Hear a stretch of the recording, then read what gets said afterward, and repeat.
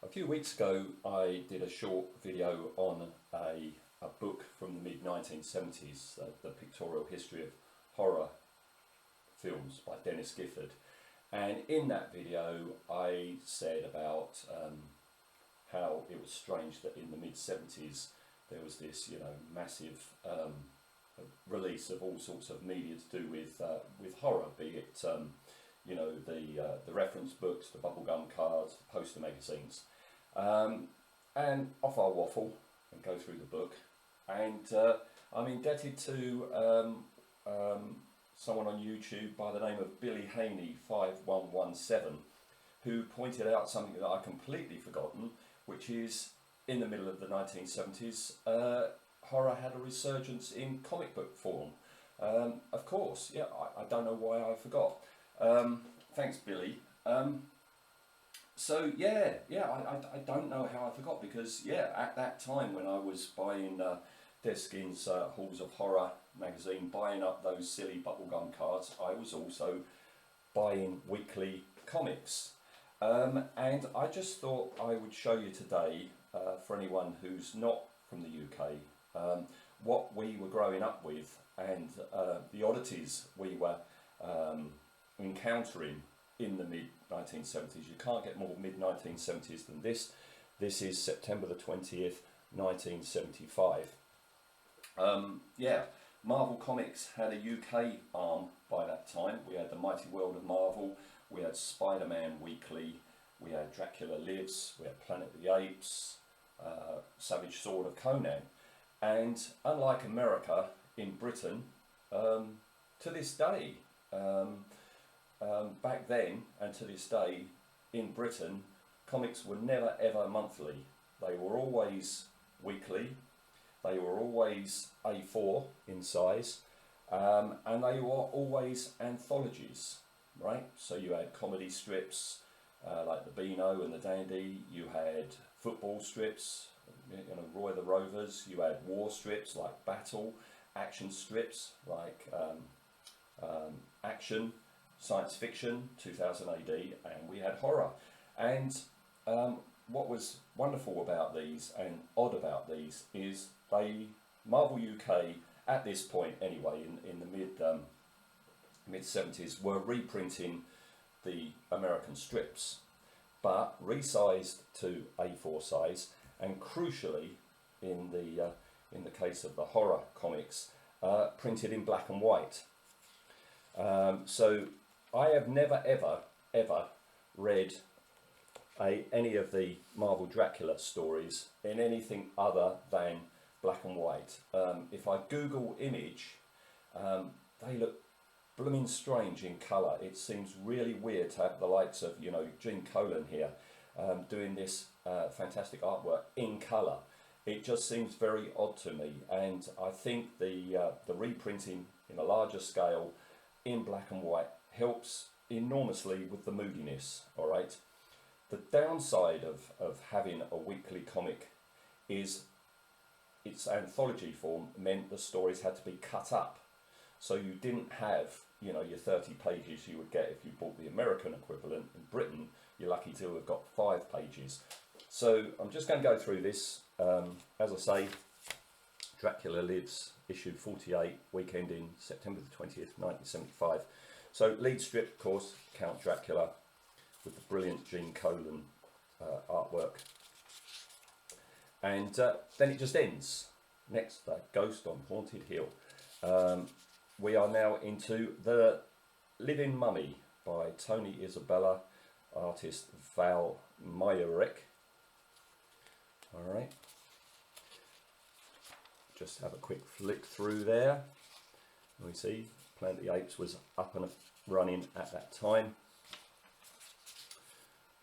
There's the Mighty World of Marvel, starring the Incredible Hulk.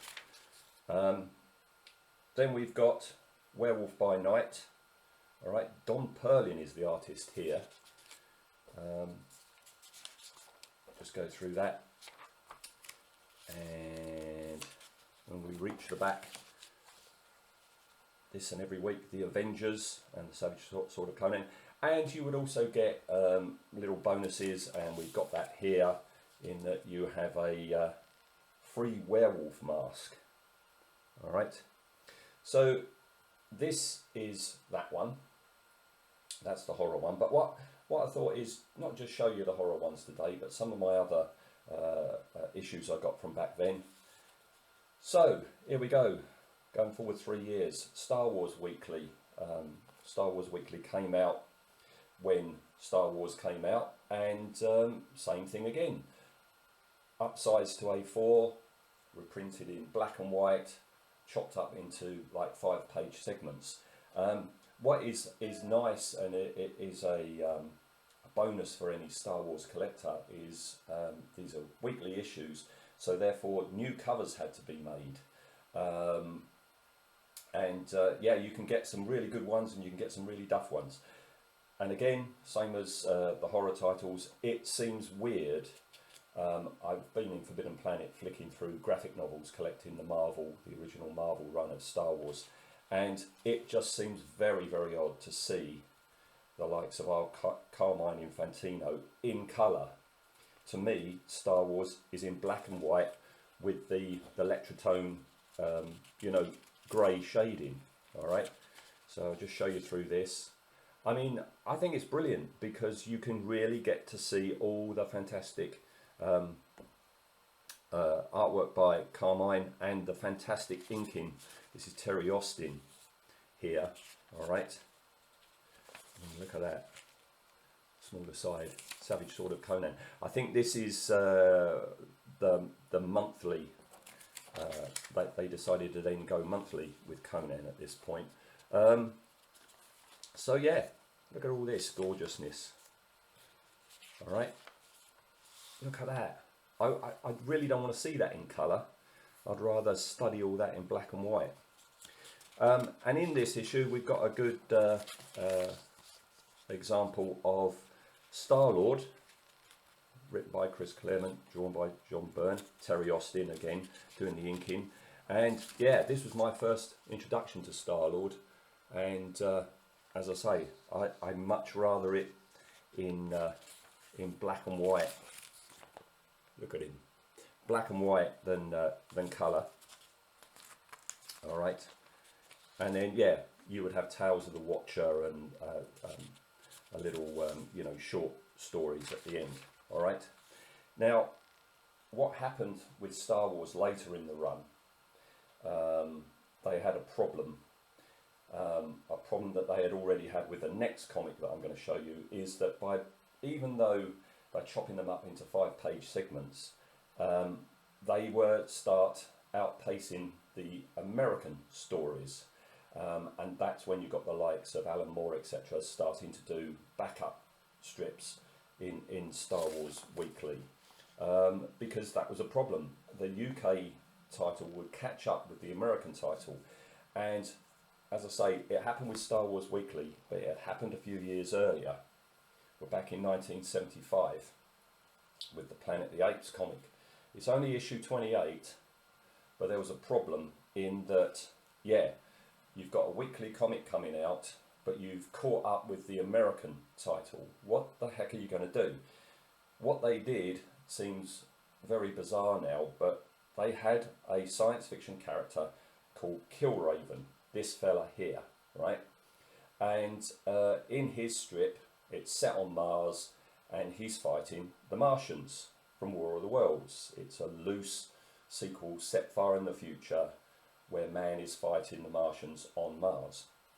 The decision was made to actually rejig it, replace the bad guys that were aiding the Martians with apes on Mars. Killraven becomes Apeslayer, and the artwork and the script was tweaked to turn it into a Planet of the Apes story. It was, you know, outright rejected by the fans, and it only lasted like 7 or 8 issues. But I thought I'd show you it because it is rather bizarre, right? So, Airport of Death. You ready to visit the Airport of Death? Wherever there was a human bad guy working for the Martians, they were crudely redrawn. Wherever you saw a Martian, an ape was put in, all right, and wherever Killraven was written in a speech bubble, you got crudely written in Apeslayer. All right, so basically this is the Killraven story, but rejigged and turned into a Planet of the Apes tale.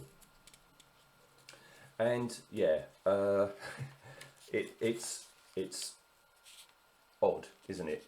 And a real oddity. I mean, if you're a Planet of the Apes fan, you're going to be indignant, I think.